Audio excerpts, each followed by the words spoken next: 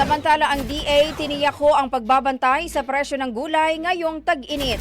Si Brigada Sheila Matibag sa detalye, i-brigada mo. Brigada Live Report. Nakamonitor ang Department of Agriculture o DA sa presyo at produksyon ng mga gulay at iba pang agricultural commodities sa harap ng unti-unting tumitinding init na nararanasan.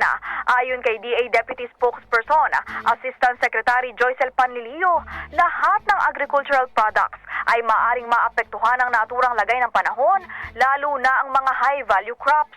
Kaugnay niyan, tiniyak nito na may mga intervention silang ibinibigay para maiwasan ang epekto ng tag-init.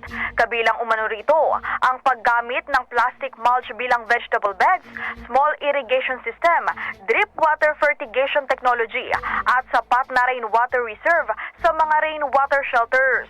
Mababatid na sa pagtataya ng Pag-asa, maaring umabot sa 51 degrees Celsius ang heat index sa ilang bahagi ng bansa. In the heart of changing lives, ako si Brigada Sheila Matibag ng 105.1 Brigada News FM Manila, The Music and News Authority. Brigada Balita Nationwide. Ang bahaging ito ay hatid sa atin ng Power Cell Salabat, ginhawa ng bawat nangangarap.